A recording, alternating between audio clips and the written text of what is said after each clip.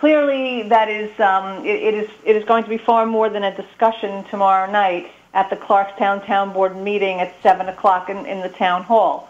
I say that because if anybody, this is an issue that should be of great importance to anybody in Clarkstown and really for the whole county, to pay attention to. If you look at the town board agenda, what you see, first of all, is a resolution that will be voted on to, now listen to the word remove term limits from the town code. Now we're gonna wind back about this is going to be as much about language as it is about, I guess, politics. What we've got here is an effort to figure out where the loophole is. George Homan wants to extend term limits because come next November he wants to run again, and his term runs out as a result of term limits that were put into place and that he voted for back in 2014. So in order to repeal, okay, now that's the first word you have to pay attention to. In order to repeal the law, the law says that the town needs a supermajority of the council. So that means a majority plus one would be required. In the case of Clarkstown, that means 4 votes because Clarkstown has 5 people on the council. We know that he has 3 of the votes, but he doesn't have that 4th needed vote that he has. That he needs. I'm sorry, that he needs. That's right, that he needs. So the workaround, apparently, that has been devised, and we're going to see how this plays out tomorrow night, is instead of repealing the law, he's using the language of amending the law. Mm-hmm. And as I mentioned a moment ago, if anybody looks at the town agenda, they will see that that there's on the agenda there's a public hearing on a local law amending the chapter. Okay, mm-hmm.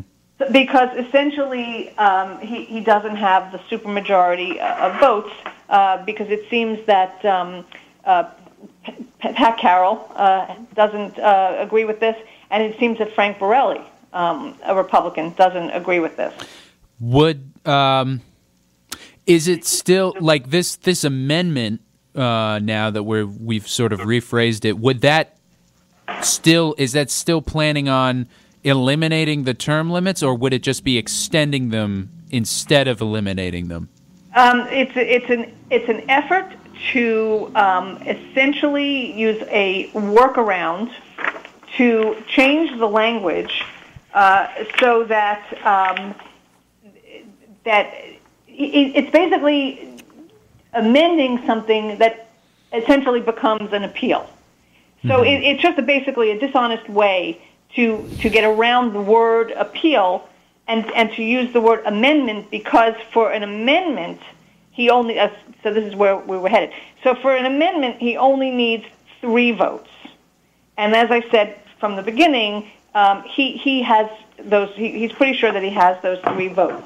At the one meeting where this has been that this was addressed and came up, Councilman Donfrancino, who's in favor of this, at least proffered that it would make sense to have a townwide referendum on this. That seems to be a sound idea. But there's nothing on tomorrow night's agenda that would indicate that is the direction that this is going to go in. Now, we saw just an example. We saw something like this happen in New York City with Michael Bloomberg, where he was allowed to change the law to allow him to run for a 3rd term in spite of being term limited in New York City. But he garnered the support to do that. He didn't play with the language of the legal language. Now, I guess Mr. Homan has received the green light from his own legal department, saying that he's on solid ground to try to do this. However, it will be interesting to see whether or not this is challenged legally. Will the Democratic committee, step up and take this to court? Will it be challenged? And then, that which begs another question, another disturbing question, which is, okay, and if this does become a legal challenge, then once again, it's taxpayers who are going to have to fund this suit so that he defends his repeal versus amendment plan.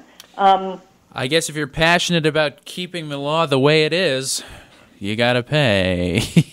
Unfortunately. Well, no. I mean, I think that it's questionable. I think that this is kind of a maneuver that's questionable, and maybe where payday comes is in the voting polls.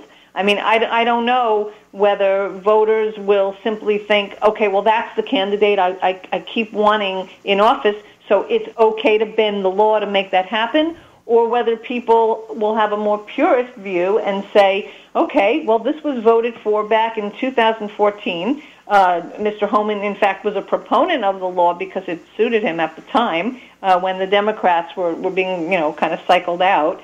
Now to essentially play with the language of the law, we always see, the slippery slope that is taking language and bending it. We live in a time, obviously, where the bending of our language is all around us and, frankly, is very disturbing.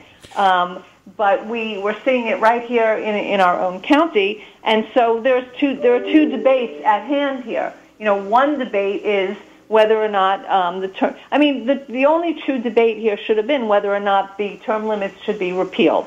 And with a straightforward vote, I don't believe that Mr. Homan would have had the votes. But when you're talking about replacing the word amend and using the word repeal, essentially you're amending a law that hasn't been repealed, but essentially repealing its intent. And so you're blurring the lines between what is an appeal, what is an amendment, and what is a repeal.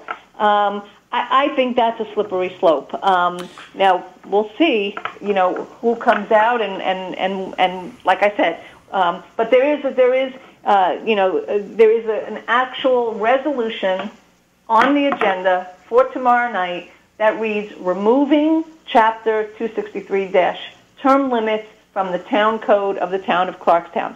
So this is much more than a discussion. This is not something casually being raised at this time. This is solid action that that is on the agenda and that the supervisor is hoping to take. Do you think that if it does go through, and it is repealed or amended, whatever word you want to use for it, but that's the important thing. It can't be repealed unless he has 4 votes. It can be amended because he only needs 3 votes. But I'm sorry, what's the question? My question basically being that I don't know if you've spoken with the Dems that might be against this, but do you believe they and whoever else would be against this, on the hypothetical chance that this were to go through, do you think that it would get to a point where we could see some legal repercussions, maybe a lawsuit in the case? I mean, could this be on the table? Do you think the Dems would take it serious enough to do so on the off chance that it does go through? Well, is my question. Yeah, let's put it this way. I certainly think that they have a legitimate case to pursue. Because this really does seem to be a sleight of hand in terms of language and bending the law. Is the Democratic committee organized enough to file a lawsuit and to pursue this? That I don't know. There's a question mark. I think that there may be some threats of that maybe tomorrow night at this board meeting, or maybe there will be just, an acceptance of this sort of a tactic. That remains to be seen. I know that the way this came to light in the first place, to answer your questions kind of in a roundabout way, was way back in, so we covered this back in August. And it was at a meeting, at a town board meeting, when the Democrats stood up and read a letter that was co-signed by former Democratic elected officials, essentially raising an objection to what was going on. At the time that happened, I opened that story with, quote, "It was a bit like that moment in Casablanca when Claude Rains, as Captain Renault, blows his whistle and says Rick's Cafe must be closed, and then Riley adds, quote, I'm shocked to discover that gambling is going on here." That's how I opened that story, because at that meeting, it was an open secret that this was being discussed, and yet the town council members acted as though this came out of left field. So at that time, so in a sense, what I'm saying is that the Democrats brought this to light, and we reported on it back in August, and there was an expectation that a special town board meeting would be held for this purpose, or that this would end up as some sort of a resolution. And here we are. Here we are 3 months later. Right. And this, like I said, there are at least 3 actions on this board meeting on Tuesday night. So if people from Clarkstown and beyond, are interested in the machinations of how government works, they should attend this meeting, and they should speak up depending on what their point of view is. Mm-hmm. Yeah. Yeah, I mean, hopefully a lot of people hear this right now and are passionate either which way and show up to the meeting, of course. What else is going on in the world of Rockland business? Oh, so much. It's been so many things are. I saw you the article earlier this morning in regards to the former NYPD officer who allegedly lied on the stand back in 2005, getting a job at the DA's office. Yes, it's just another day in another day in Rockland County. Yes, we have the DA's office hiring Matthew Wohl of Congers, who is an ex-New York City cop, who was embroiled in a testimony controversy about 15 or so years ago, in which he gave testimony and then there was video to dispute his account. And so the DA's office has hired him for a $94,000 job, in addition to the police pension that he is collecting. And I guess the issue here is, if he's going to be hired as a chief investigator, I think is the title. And I don't have the story in front of me, but this is a pretty important position. And I think it's sort of gives a gift to one that he goes up in court against, and it calls into question his integrity. So it's I don't know. It is what it is. We also mentioned in the story that this is just on another subject, which is this kind of collecting the pension as well as working in the DA's office. There are 5 people in the DA's office that meet that description.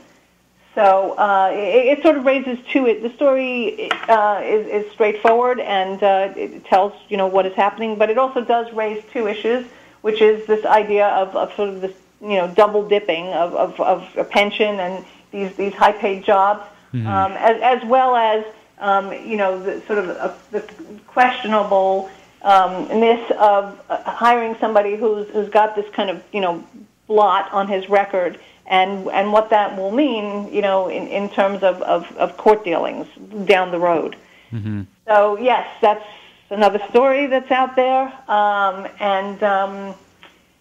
also, I wanted to mention another story that we had done a couple of weeks ago, but I didn't have a chance to talk about it because I always feel like I'm rushing and there's so much to talk about.